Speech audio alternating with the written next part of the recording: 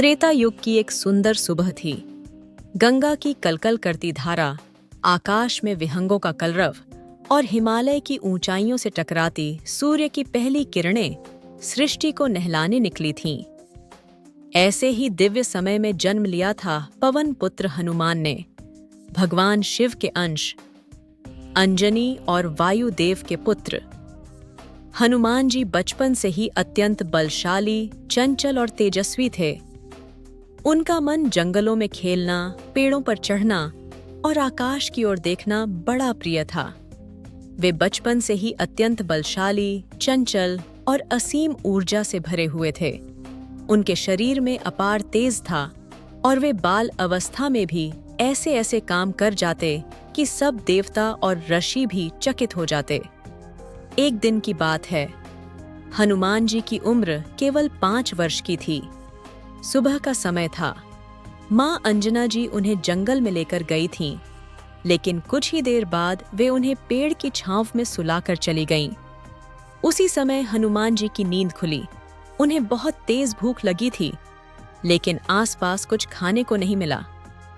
तभी उन्होंने आकाश की ओर देखा और वहां उन्हें विशाल लाल गोल सूरज चमकता हुआ दिखाई दिया। बाल हनुमान को लगा कि यह कोई बहुत बड़ा और मीठा फल है, शायद कोई लाल अमरूद या गोल आम। उन्हें लगा, वाह, कितना सुंदर फल है, चलो उसे खा लेते हैं। वे तुरंत आकाश की ओर उड़ चले। हनुमान जी उड़ने में इतने तेज थे कि पलक झपकते ही वे सूर्य के पास पहुंच गए। सूर्यदेव ने देखा कि एक छोटा बालक, लेकिन अत्यंत तेजस्वी और दिव्य रूप वाला, उनकी ओर बढ़ा चला आ रहा है।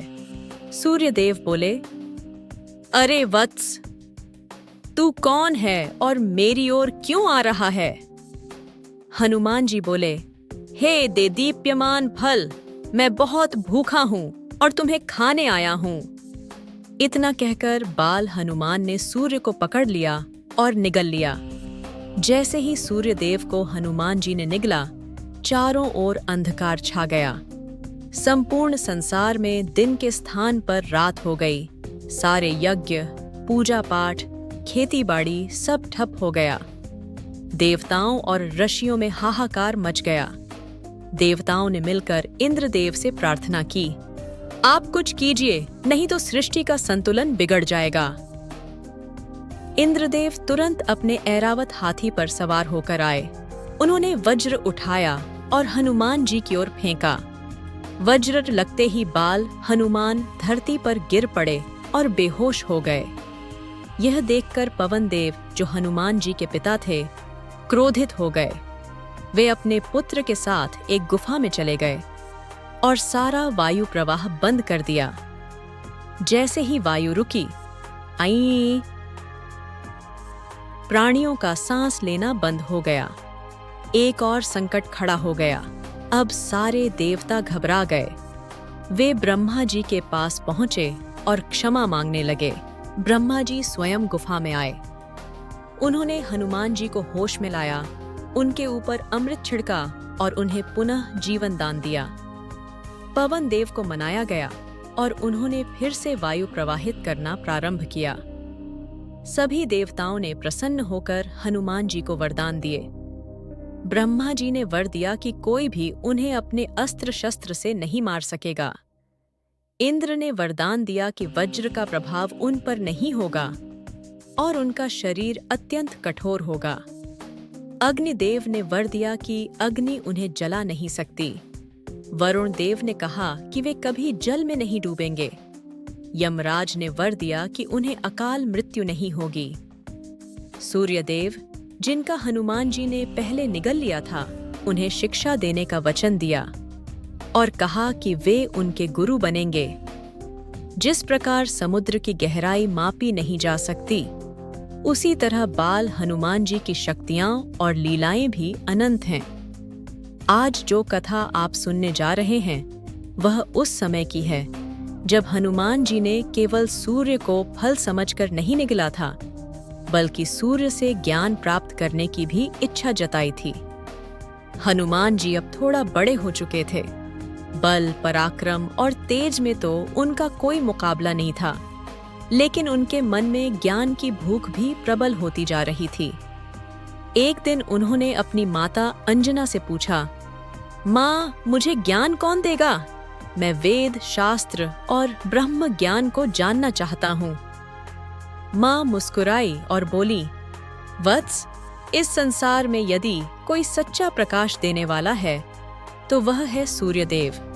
वही दिन और रात्रि का निर्धारण करते हैं, वही ऊर्जा के स्रोत हैं, उन्हीं से जाओ, वही तुम्हारे गुरु बन सकते हैं।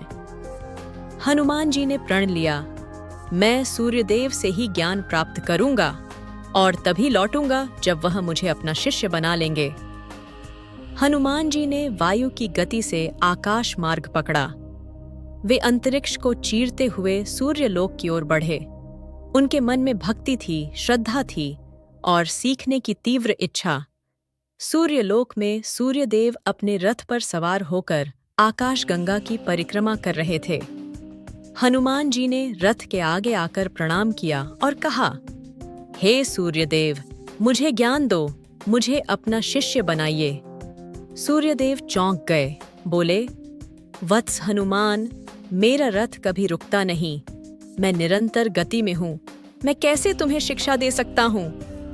हनुमान जी ने सिर झुकाकर कहा, प्रभु, यदि आप रुक नहीं सकते तो कोई बात नहीं, मैं आपके रथ के सामने उड़ते हुए सीख लूंगा, पर मुझे ज्ञान दीजिए। सूर्यदेव अब अभिभूत हो गए। उन्होंने पहली बार ऐसा कोई शिष्य देखा था जो बिना थके, बिना डरे, चलती हुई अग्निरथ के समक्ष उड़कर शिक्षा लेने को तैयार था। उन्होंने कहा, हनुमान, तू अद्वितीय है। मैं तुझे वेद, शास्त्र, व्याकरण, गणित, योग और ब्रह्म ज्ञान सिखाऊंगा।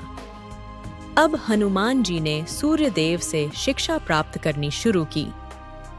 वे दिन रात अग्निरथ के समक्ष उड़ते रहते और जो कुछ सूर्यदेव कहते उसे मन, वचन और कर्म से ग्रहण करते।